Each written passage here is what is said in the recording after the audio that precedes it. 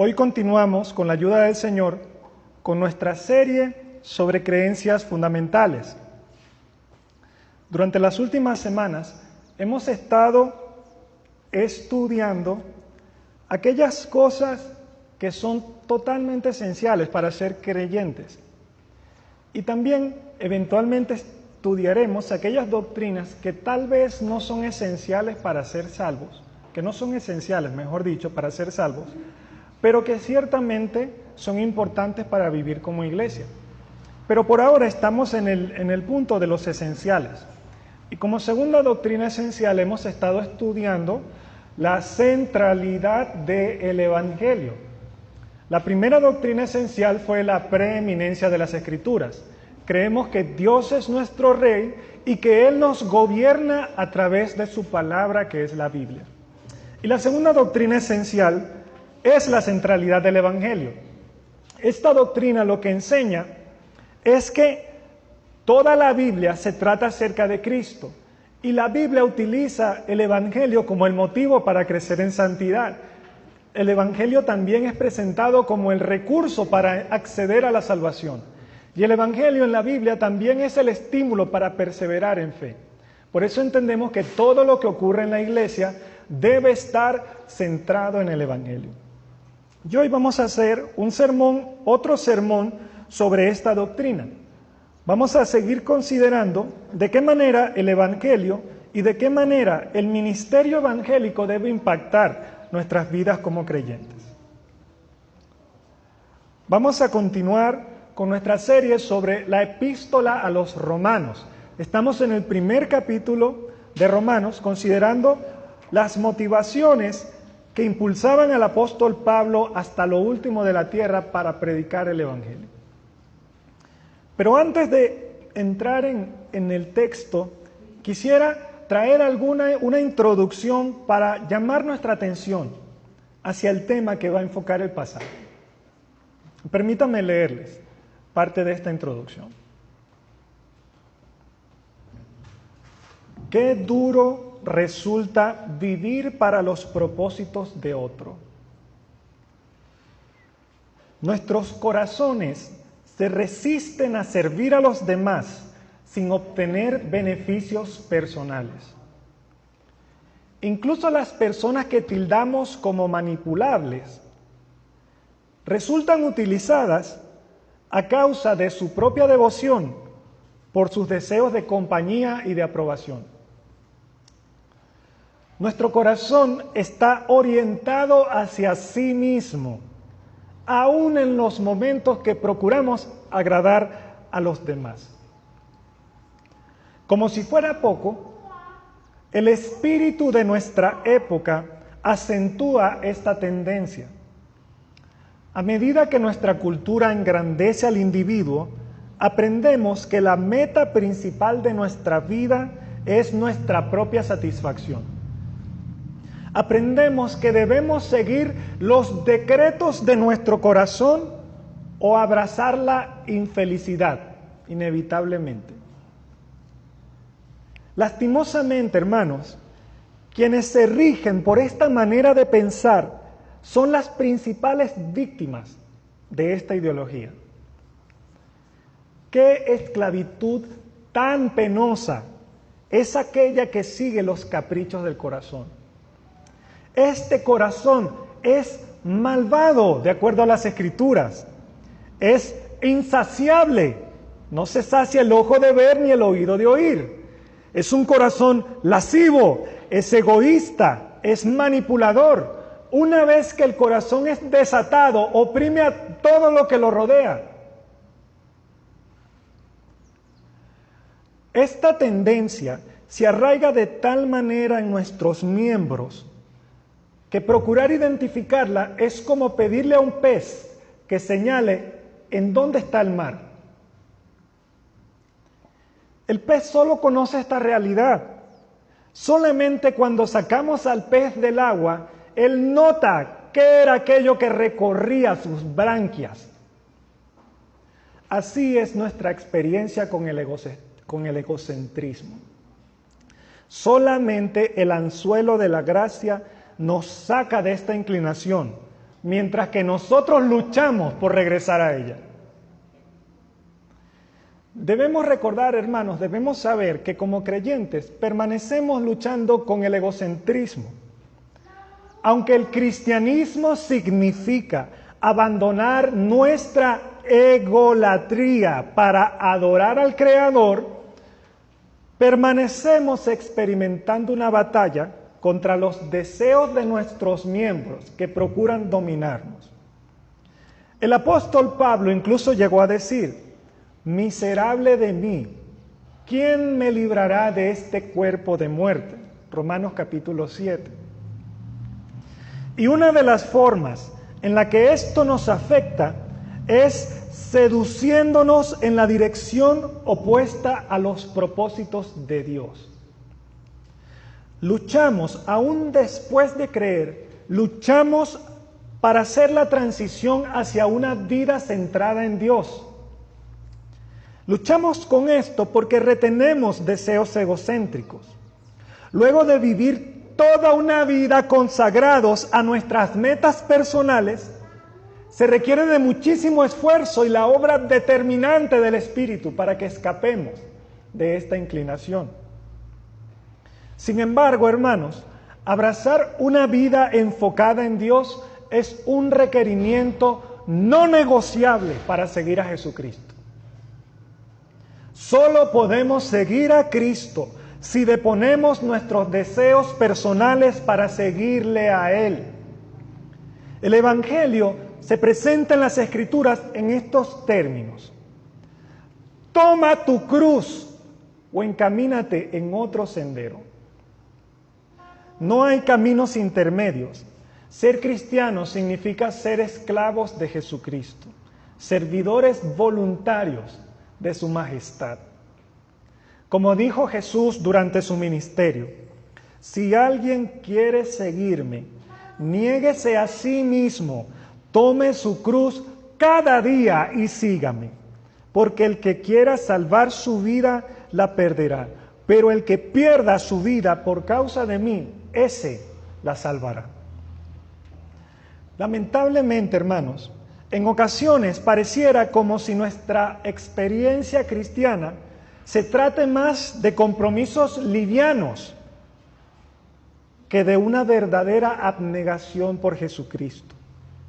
Temo que muchas veces parecemos carecer de un sometimiento verdadero, indiscutido al gobierno maravilloso de Jesucristo.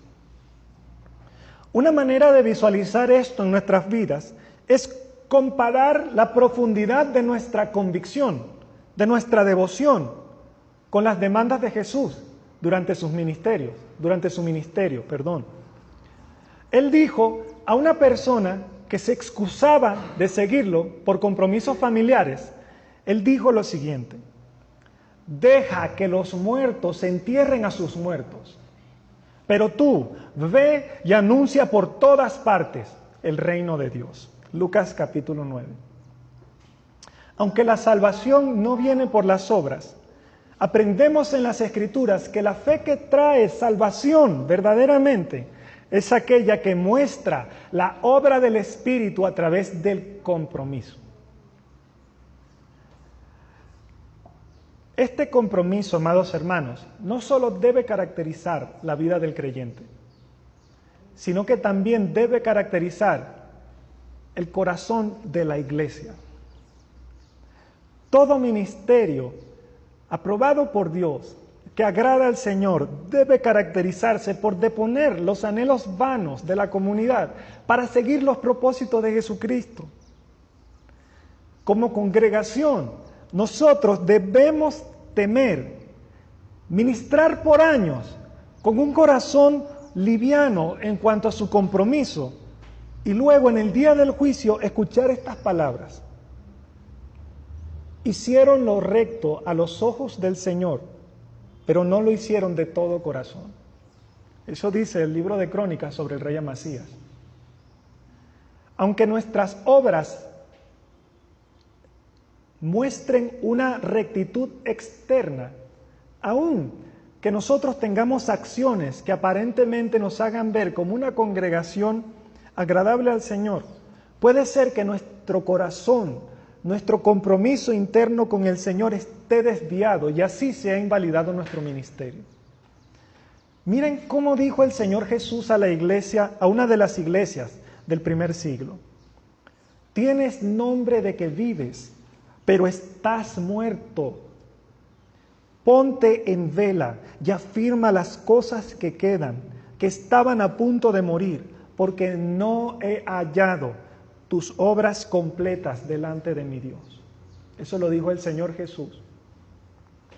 Debemos evaluar nuestro corazón como creyentes y nuestra motivación como ministerio para examinar si verdaderamente estamos conformándonos al llamado de Jesucristo en el Evangelio. En esta enseñanza reflexionaremos sobre este aspecto del llamado de Jesucristo.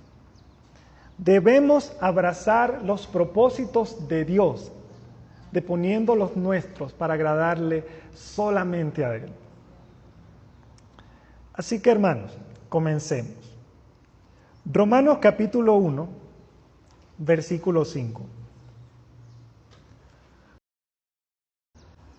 El apóstol Pablo dice en la introducción de esta carta que Jesús es, versículo 5, por quien recibimos la gracia y el apostolado para la obediencia a la fe en todas las naciones, por amor de su nombre.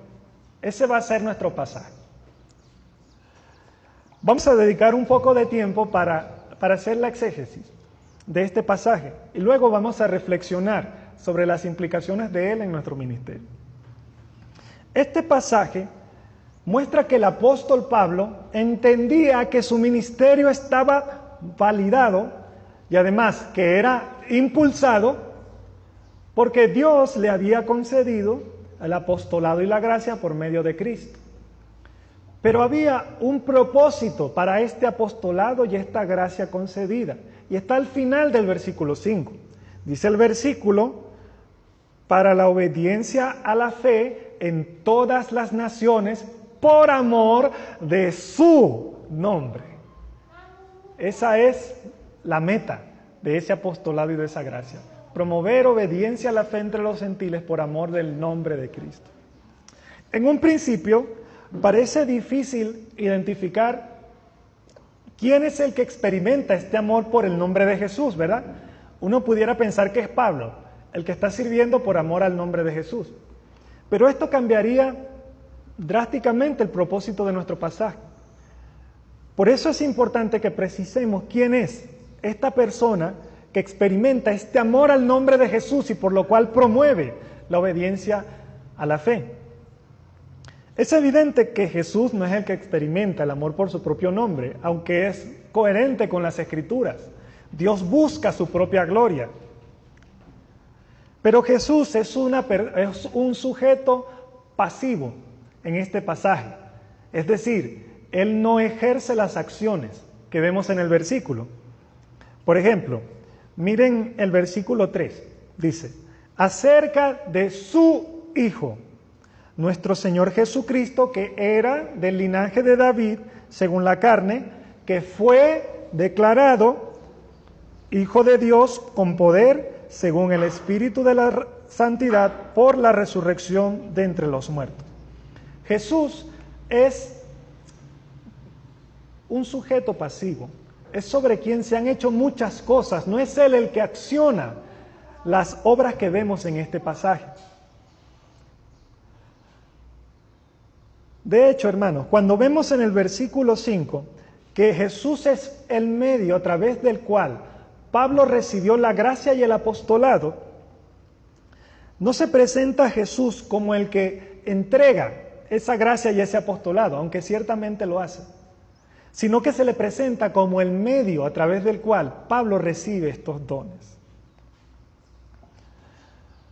Es evidente, hermanos, cuando consideramos estas cosas, que tenemos que identificar quién es esa persona que experimenta el amor por el nombre de Jesús.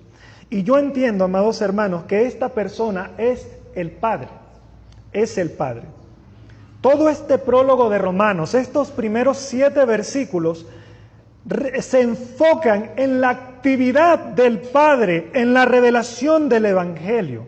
Miren el versículo 1, dice: Pablo, siervo de Jesucristo, llamado a ser apóstol, apartado para el Evangelio de Dios, que Él había prometido antes por sus profetas en las Santas Escrituras, acerca de su Hijo, nuestro Señor Jesucristo.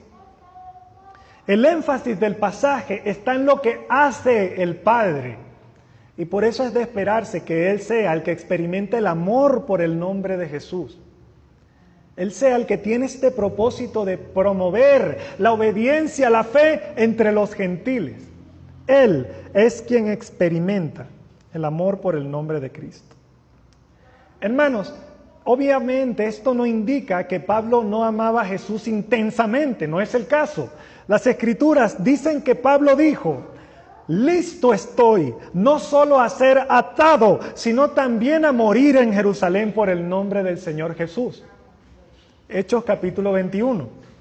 Sin embargo, el enfoque del Espíritu Santo en nuestro pasaje es mostrarnos que el Padre quiere engrandecer a su Hijo a través de la proclamación del Evangelio. Y este va a ser el enfoque de nuestro sermón. El apóstol Pablo estaba dispuesto a recorrer la tierra con el Evangelio porque abrazaba el propósito del Padre. Y ese propósito era exaltar el nombre de su Hijo a través de la obediencia de los gentiles. Ahora, hermanos, vamos a considerar dos implicaciones de esta realidad que vimos en nuestro pasaje. Antes de mencionarles cuáles son las dos implicaciones, quiero decirles por qué nos vamos a enfocar tanto en esto. Recuerden que este pasaje es inspirado por el Espíritu Santo, ¿cierto? Y el apóstol Pablo presenta cosas que motivan su corazón para servir. Y por eso sabemos, hermanos, que aquellas cosas que movían a Pablo para predicar el Evangelio son motivos aprobados, porque el Espíritu Santo lo motivó a redactarlos. Y por eso, comprender qué son las cosas que tiene Pablo en su corazón cuando está predicando el Evangelio es extremadamente útil para nuestra iglesia, porque aprendemos a ministrar por el corazón adecuado, con el corazón adecuado. Aprendemos a ministrar por los motivos correctos. Nos preparamos para que en el día del juicio no seamos hallados como esa iglesia que hacía toda una cantidad de obras, pero que el Señor Jesús les dijo: has abandonado tu primer amor. Así que sigamos considerando estos motivos que se ven en este pasaje que muestran cuál es el discipulador aprobado. Vamos al primero, son dos motivos. El primer motivo es identificar cuál es la causa primaria de todo ministerio. Permítanme introducir este tema con una reflexión breve. Somos propensos a pensar que nosotros somos el corazón de la historia redentora. Muchas veces creemos que fuimos redimidos principalmente porque Dios estimó nuestras vidas al punto de motivarse a quebrantar a su Hijo para salvarnos. Cuando leemos sobre el Evangelio y escuchamos que Dios amó al mundo de tal manera, pensamos lo siguiente: verdaderamente somos el centro del amor sacrificial de Dios. Pero esto, hermanos, conlleva muchísimos problemas. Cuando decimos que nuestra salvación es la razón principal de la cruz, abrimos la puerta para la idolatría. Permítanme explicarme, hermanos. Cuando decimos que una cosa es la causa principal, automáticamente estamos diciendo que lo demás es secundario. Un motivo principal es aquello que es más importante. Es aquello que no solamente buscamos con más fuerza, sino que también enfatizamos más. Un motivo principal revela qué es lo más importante en tu corazón. Un motivo principal se coloca en el trono de los afectos y desplaza a un segundo lugar todo lo que lo rodea. Por esto, hermanos, es tan errado creer que nuestra salvación es la causa principal del Evangelio. Pensar que somos el corazón de la redención convierte el ministerio en idolatría. Hermanos, no estoy haciendo esta crítica solamente porque es negativo entender que somos la prioridad, sino porque no se conforma con las Escrituras. Y ya vamos a ver por qué no. Pero consideren un poco más acerca de esta tendencia de creer que somos el centro. Quienes piensan que somos el corazón de la redención resultan propensos a decir cosas como estas.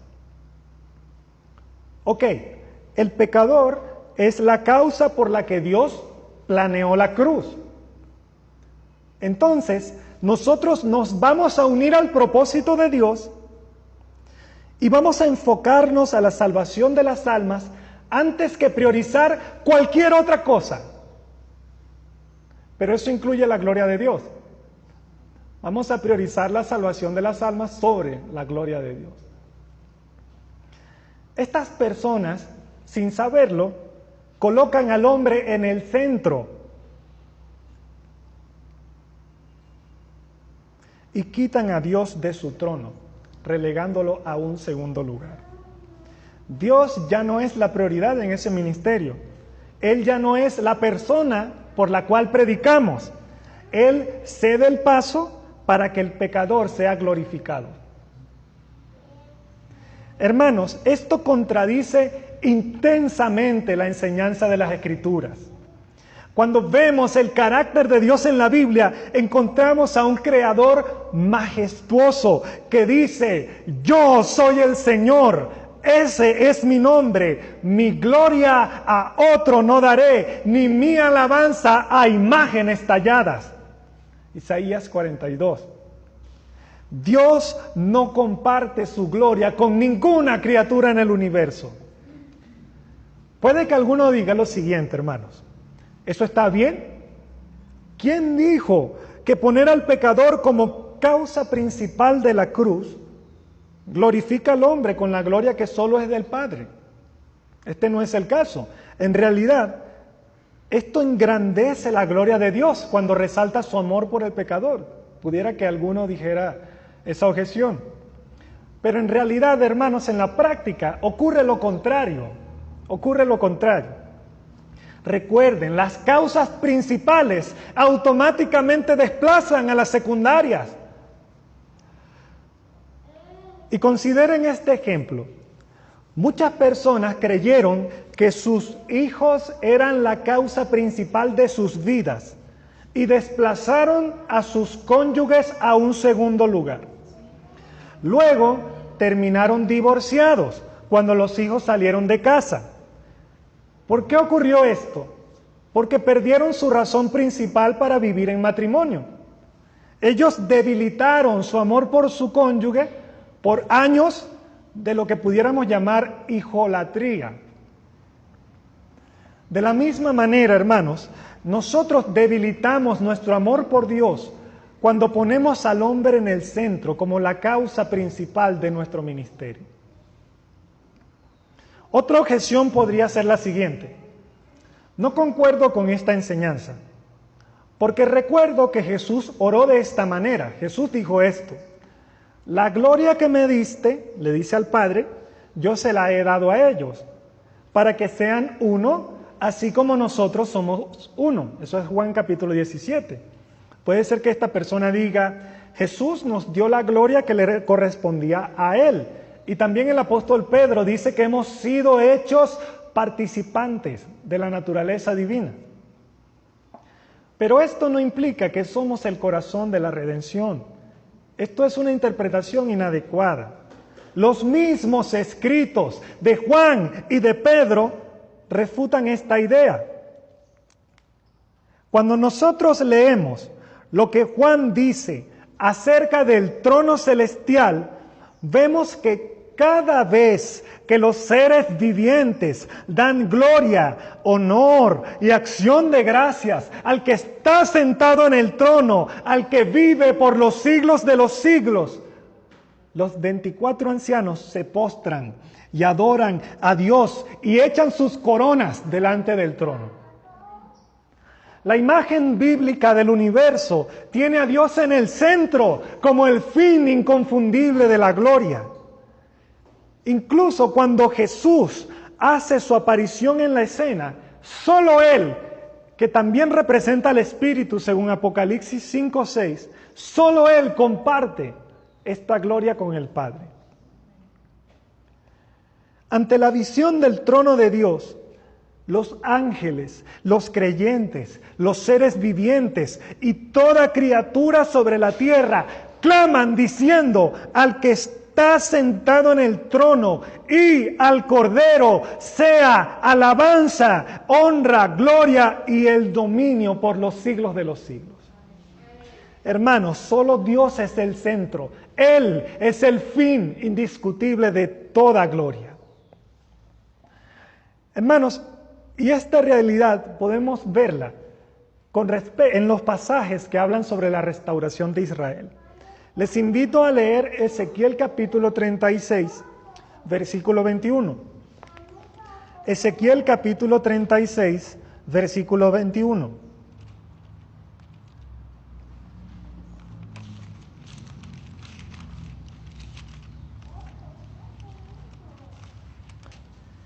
Cuando leemos el Antiguo Testamento, vemos que el Padre dice cosas como estas sobre el valor intrínseco de Israel. Voy a leer un pasaje antes de que leamos el de Ezequiel. En Isaías 41, Dios le dice a Israel: no temas, gusano de Jacob, ustedes, hombres de Israel. Isaías 41, versículo 14. Pero cuando Dios habla de su gloria, dice en Ezequiel 36, 21 lo siguiente: he tenido dolor al ver mi santo nombre profanado por la casa de Israel en las naciones a donde fueron. Por tanto, di a la casa de Israel: así ha dicho Jehová el Señor, no lo hago por vosotros, oh causa de Israel, oh casa de Israel, sino por causa de mi santo nombre, el cual profanasteis vosotros entre las naciones a donde habéis llegado. Hermanos, esta idea no solamente está en el Antiguo Testamento. En el Nuevo Testamento nosotros leemos que las Escrituras nos describen de esta manera: todos se han desviado, a una se han hecho inútiles. Romanos capítulo 3, versículo 12. Pero más adelante el libro de Romanos dice esto sobre Dios: porque de Él, por Él y para Él son todas las cosas. A Él sea la gloria para siempre. Amén. Romanos capítulo 11. Las Escrituras afirman que nuestra salvación tiene como causa principal la alabanza de la gloria de su gracia. Sin embargo, hermanos, debemos cuidarnos de caer en este extremo. Al escuchar esta enseñanza podemos pensar que nuestra salvación no fue motivada en ninguna medida por el amor de Dios hacia nosotros. Y esto es un error, no es el caso. Las Escrituras enseñan que Dios nos amó de tal manera que envió a su Hijo para salvarnos por medio de su propia muerte. Pero el punto de esta enseñanza es aclarar para nosotros, hermanos, que no somos el motivo principal de la redención. El motivo principal de la redención es la gloria de Dios, y nuestra salvación es un motivo secundario y un efecto maravilloso de la gloria de Dios.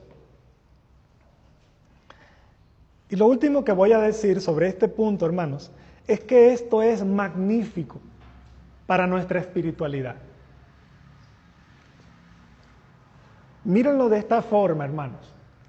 De la misma manera que un hijo es más beneficiado cuando entiende que no es el centro de una familia, de esa misma manera nosotros somos más beneficiados cuando entendemos que no somos el centro de la redención. Los hijos que son entronados en una familia se vuelven egocéntricos. Y los pecadores que son exaltados como el centro de la redención también.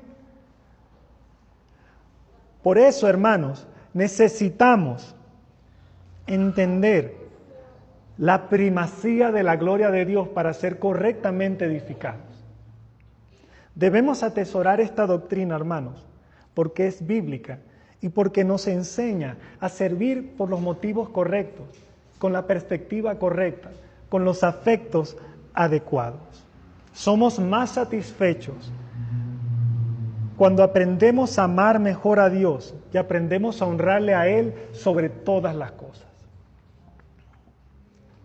Ahora, hermanos, esto es lo primero que debemos entender para poner en correcta perspectiva este pasaje.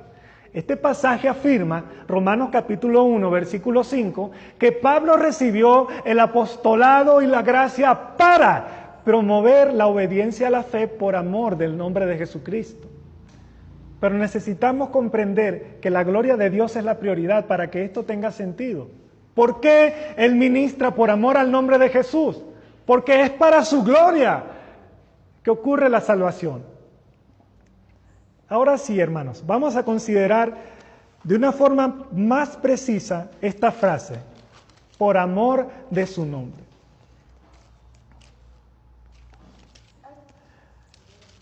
Hermanos, cuando nosotros empezamos los caminos cristianos, somos propensos a pensar de esta manera.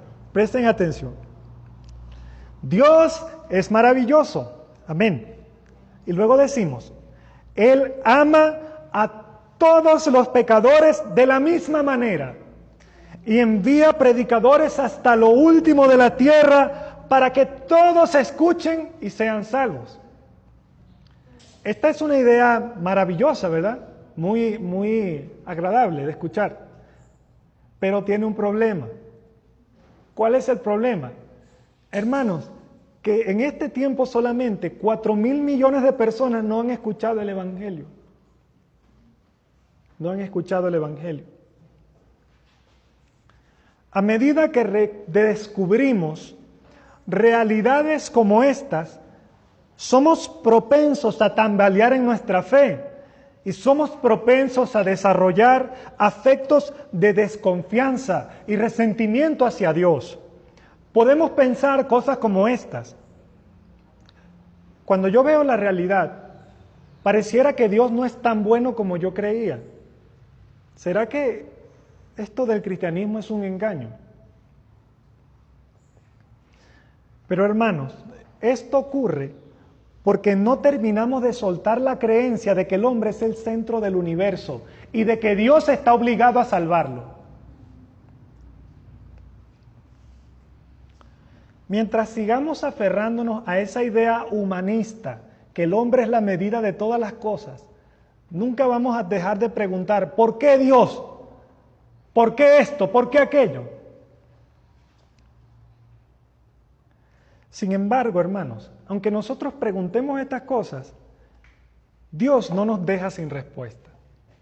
Lo leímos anteriormente. Romanos 11:36 dice, porque de Él, por Él y para Él son todas las cosas. A Él sea la gloria para siempre. Y miren lo que dice un proverbio. Vamos a Proverbios 16, versículo 4. Proverbios 16, versículo 4.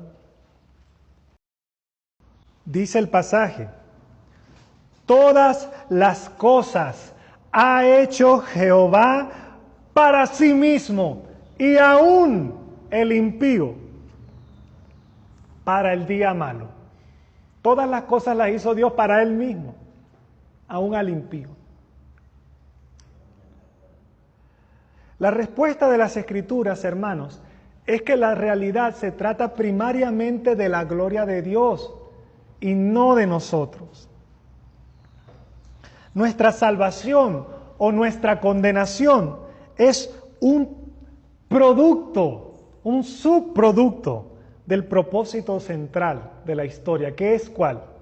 La alabanza de la gloria de su gracia y la glorificación de su justicia en la condenación de los pecadores. Cuando nosotros comprendemos esta doctrina, hermanos, de que la historia es principalmente acerca de la gloria de Dios, somos protegidos de muchas de las trampas del egocentrismo. Dios es totalmente libre, hermanos, para enviar un diluvio de fuego y acabar con el pecado de nuestra raza hoy, de la misma manera que en el pasado envió un diluvio de agua. ¿Cierto? Debemos comprender que el motivo principal de la gran comisión no es la salvación de los pecadores, aunque sí es un motivo, pero el motivo principal es promover la obediencia a la fe por amor de su nombre. Fuimos llamados, hermanos, para anunciar las virtudes de aquel que nos sacó de las tinieblas a su luz admirable. Somos llamados a predicar para cumplir el propósito principal de glorificar al Rey que dijo: toda autoridad me ha sido dada en los cielos y en la tierra. El enfoque misional del Nuevo Testamento no está puesto principalmente en la salvación de los pecadores, sino en la exaltación de Cristo. Fuimos discipulados, hermanos, porque el Padre ama a su Hijo y porque quiere glorificarlo. La razón principal del Evangelio es el amor intertrinitario de Dios.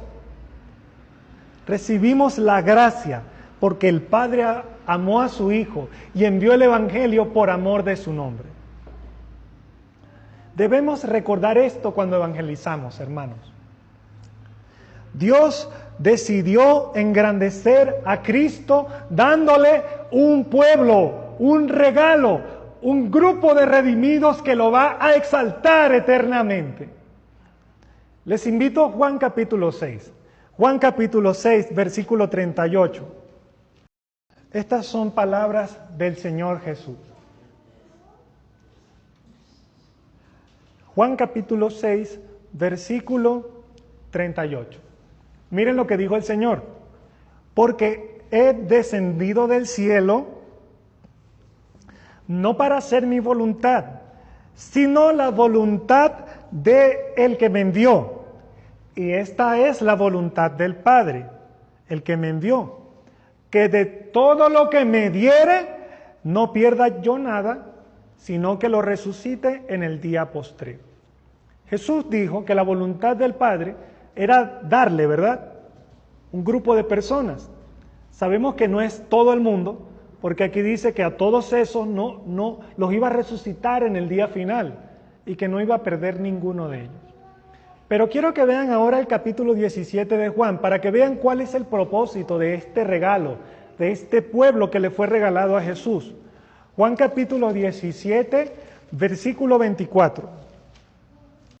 El Señor Jesús dijo esto: Padre, aquellos que me has dado, quiero que donde yo estoy, también ellos estén conmigo, para que vean mi gloria que me has dado, porque me has amado desde antes de la fundación del mundo.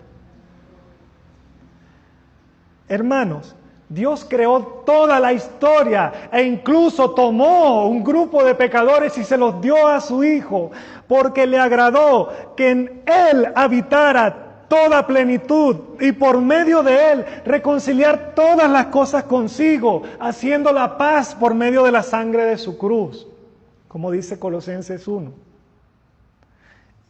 La gloria de Jesús es la causa principal de nuestro ministerio. Exaltarlo a Él en la salvación de las naciones. Y una vez más, hermanos, Esto no significa que fuimos salvos a regañadientes. Esto no significa que Dios dijo, tengo que soportar ese pueblo porque quiero glorificar a mi hijo. No es así. No significa eso.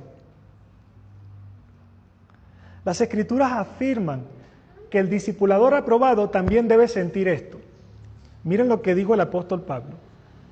Todo lo soporto por amor a los escogidos, para que también ellos obtengan la salvación que está en Cristo Jesús y con ella gloria eterna. El corazón del discipulador aprobado también debe amar al pecador, también debe crecer en amor por las naciones, al punto de decir esto: tengo tristeza y continuo dolor en mi corazón porque desearía yo mismo ser anatema, separado de Cristo por amor a mis hermanos, mis parientes según la carne. Romanos capítulo 9. Debemos ser discipuladores amorosos, que están dispuestos a dar sus vidas para la salvación de las naciones. Pero nunca debemos olvidar que el propósito principal, el corazón de nuestro ministerio, el motivo primordial entronado en nuestro pueblo debe ser la exaltación de la gloria de Cristo. La exaltación de la gloria de Cristo. Y esto, hermanos, tendrá increíbles repercusiones en nuestro ministerio. De la misma manera que el apóstol Pablo, el apóstol Pedro, el apóstol Juan fueron llamados a promover la obediencia a la fe entre las naciones por amor del nombre de Jesucristo, nosotros hemos sido llamados para esa misma tarea. Las Escrituras afirman que somos un linaje escogido, somos un sacerdocio real, somos una nación santa, somos un pueblo adquirido para que anunciemos las virtudes del que nos llamó de las tinieblas a su luz admirable. Conocer que fuimos llamados para esto, hermanos, debe ordenar los afectos de nuestro corazón. Debemos comprometernos con la misión de Dios, deponiendo nuestro egocentrismo. Debemos servir para la gloria de Cristo y no para nuestros beneficios personales. Somos discipuladores aprobados cuando nos sometemos a los planes de Dios, procurando las cosas que Él anhela. Hay una historia maravillosa en el Antiguo Testamento que nos permitiría ilustrar esta realidad. Cuando Abraham envió a su siervo a buscar una esposa para su hijo, su siervo demostró un tipo de lealtad que debemos tener nosotros hacia el Padre como siervos de Dios. El siervo de Abraham dijo esto, levantó una oración al Señor y dijo: oh Señor, Dios de mi señor Abraham, te ruego que me des éxito y que tengas misericordia de Abraham, mi Señor. Este hombre viajó kilómetros y kilómetros para obtener el propósito de su amo. E incluso cuando su amo no lo veía, él pidió a Dios diciendo: hazme exitoso, Señor, para que se cumpla lo que desea mi amo. Ese debe ser el corazón del discipulador aprobado. Debemos servir para cumplir el propósito de Dios. Hermanos, debemos examinar la motivación de nuestros ministerios. Debemos preguntarnos si servimos principalmente porque queremos agradar a Dios, o si estamos sirviendo sencillamente para estar involucrados en algo que es bueno. Debemos preguntarnos si servimos porque nos sentimos llenos de propósito haciendo estas cosas, o si servimos porque amamos a Jesús y queremos verlo glorificado. Debemos preguntarnos si estamos ministrando para que los demás nos vean, o si servimos realmente para que solamente Dios vea esta ofrenda de servicio que surge de nuestras vidas.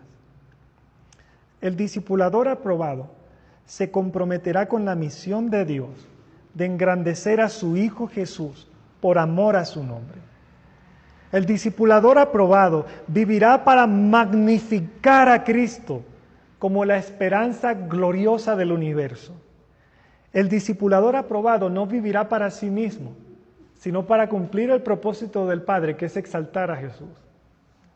El discipulador aprobado es aquella persona que cuando está cerca de nosotros nos permite ver mejor la excelencia de Jesús.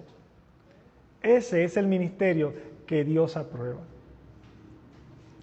Hermanos, que el Señor nos conceda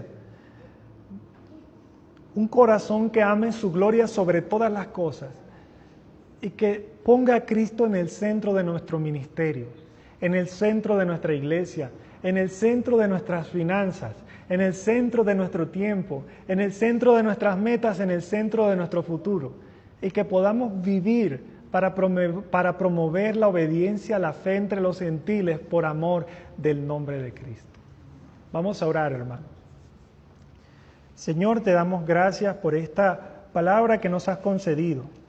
Gracias por este pasaje que muestra este motivo maravilloso del ministerio del apóstol Pablo.